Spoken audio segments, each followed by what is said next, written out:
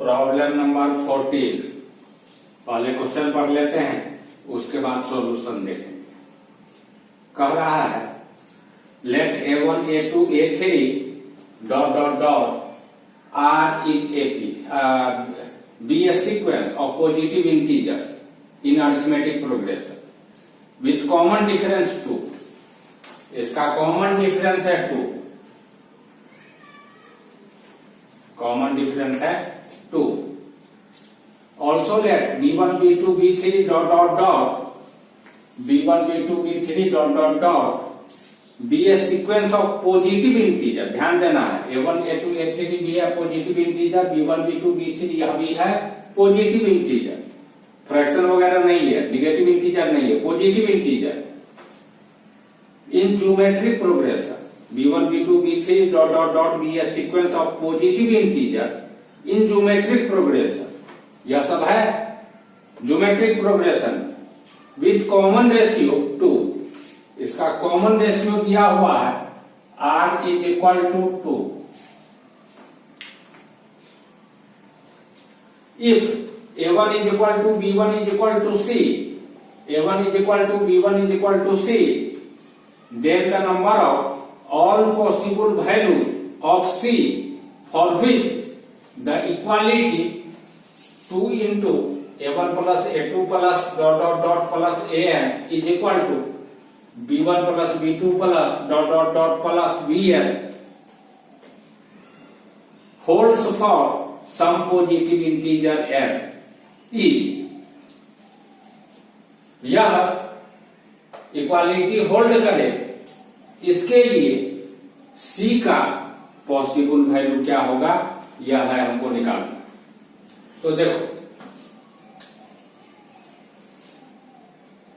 This implies, यह है AP में अरिथमेटिक प्रोग्रेशन के एन टर्म का सम, या 2 तो अपना रहेगा, अरिथमेटिक प्रोग्रेशन के एन टर्म का sum n/2 into 2 into first term plus number of term -1 into common difference 2 is equal to geometric progression के एन टर्म का sum first term into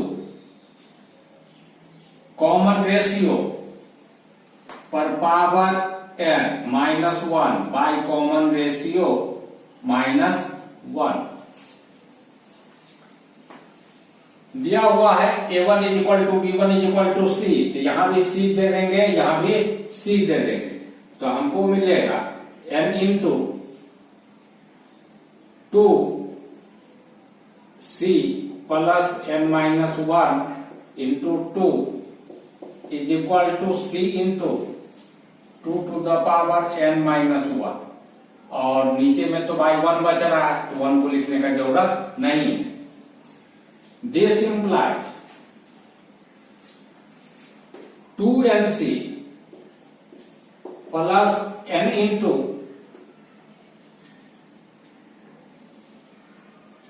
2n into n-1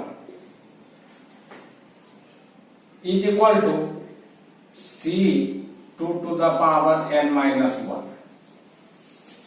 इस 2nc को इधर ले जाते हैं, तो हमको मिलेगा 2n n-1 इज इक्वल, और दोनों में से C कॉमन ले लेंगे तो मिलेगा 2 to the power n -2n -1। This implies C is equal to, इसको इधर ला करके डिवाइड करेंगे तो C इज इक्वल टू मिलेगा 2n n-1 by 2 to the power n -2n -1। अब n के जगह पर सेट पॉजिटिव इंटीजर रखेंगे, और C इसका फर्स्ट टर्म है, इसका फर्स्ट टर्म, और इसका प्रत्येक टर्म कोई पॉजिटिव इंटीजर है, तो C का वैल्यू अगर पॉजिटिव इंटीजर मिलेगा तो वह C का पॉसिबल वैल्यू, एक्सेप्टेबल वैल्यू, और C का वैल्यू अगर पॉजिटिव इंटीजर नहीं मिलता है तो वह वैल्यू एक्सेप्टेबल नहीं होगा। तो अब चेक करते हैं।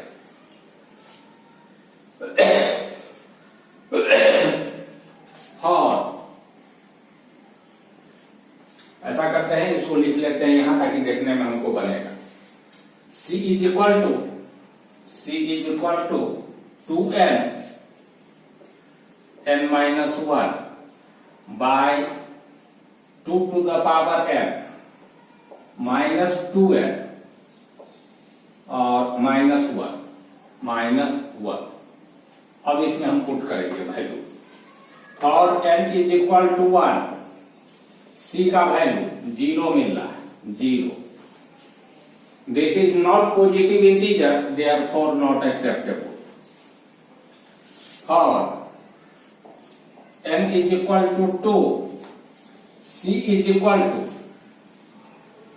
2 रखो, 2 into 2 into 1 by 4 minus 4 minus 1। 4 4 cut जाएगा, -1 यहां बच रहा, तो -4 हो जाएगा। -4 या निगेटिव इंटीजर मिल रहा है, not acceptable. For n is equal to 3, n के जगह पर 3 रखने पर C का value C is equal to 2 into 3 into 2 by 2 पर पावर 3 8 हो जाएगा, -6 minus 1 that is equal to 12 by 1, यानी 12 मिल रहा है जो पॉजिटिव इंटीजर है, यह वैल्यू एक्सेप्टेबल है।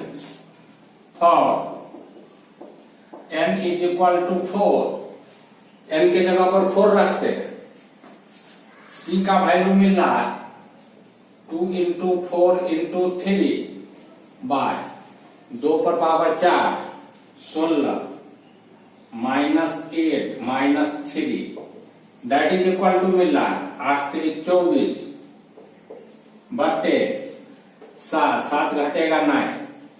फ्रैक्शन मिल रहा है, 3 से कटेगा भी तो भी पूरा का पूरा नहीं कट रहा, फाइनली यह फ्रैक्शन मिल रहा, not acceptable. For n is equal to 5, C का वैल्यू 5 रखने पर 2 इंटू 5 इंटू 4 बाय 5 रखेंगे 32 -10 minus 1 that is equal to 40 by 11 घट जाएगा तो 21 बचेगा, यह भी फ्रैक्शन मिल रहा, not acceptable.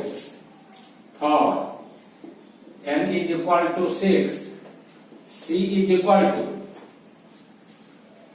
2 into 6 into 5 2 into 6 into 5 by 2 पर पावर 6 32 दूनी 64 माइनस 6 है 6 दूनी 12 -1 दैट इज इक्वल टू मिलेगा 60 बाय, और यहां हो जाएगा 13 घटेगा तो 1 और 5, यह भी फ्रैक्शन मिल रहा, नॉट एक्सेप्टेबल।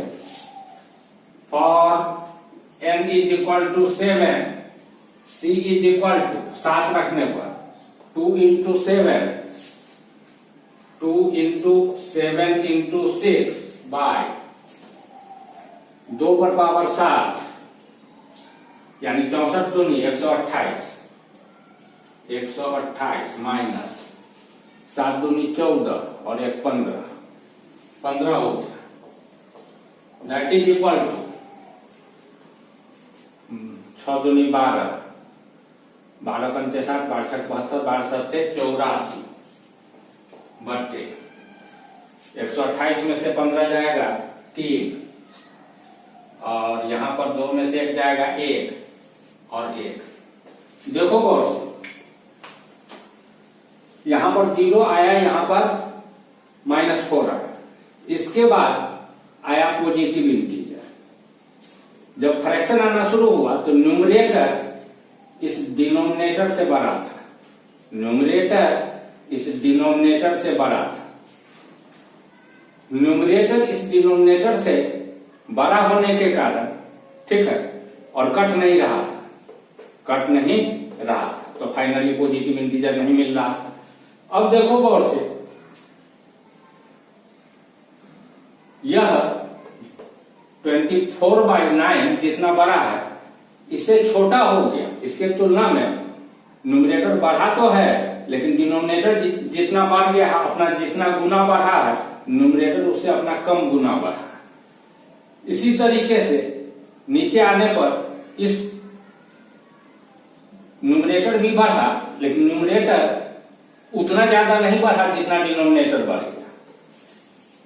फिर यहां पर न्यूमरेटर पहले से तो कुछ बढ़ा है लेकिन उतना नहीं बढ़ा है जितना डिनोमिनेटर बढ़ गया। यही प्रोसेस आगे भी कंटिन्यू हो। अभी तक में, यहां तक में तो इसका वैल्यू 1 से बड़ा आ रहा था, लेकिन अब यह आ गया 1 से छोटा, 1 से छोटा। इसके आगे न्यूमरेटर जितना बढ़ेगा उससे अधिक बढ़ जाएगा डिनोमिनेटर, तो फाइनली रिजल्ट तो हमेशा 1 से छोटा ही रहेगा। इसके आगे भी कैलकुलेशन करेंगे, यानी 7 या 7 से आगे कोई भी हमको पॉजिटिव इंटीजर नहीं मिलने जा रहा, तो फाइनली सिर्फ एक ही पॉजिटिव इंटीजर मिला। तो C का पॉसिबल वैल्यू जो कि पॉजिटिव इंटीजर होना चाहिए मात्र 1 मिल रहा है, और वह वैल्यू है 12 जो n=3 रखने पर मिल रहा। हमको कह रहा था नंबर, मतलब वैल्यू क्या है यह नहीं पूछ रहा था, कह रहा था number of possible value of C का पॉसिबल वैल्यू कितना है, 1 ठो है या 2 ठो है या 4 ठो है, यह पूछ रहा था। तो फाइनली हम देख रहे हैं कि नंबर ऑफ पॉसिबल वैल्यू क्या हो गया, 1 मिला, सिर्फ 1 ठो पॉसिबल वैल्यू, तो हमारा आंसर हो जाएगा 1। अब हम जरा आंसर चेक कर लेते हैं। आंसर कहां लिख रहा है, हाँ 1.00 यानी 1, आंसर 1 हो गया।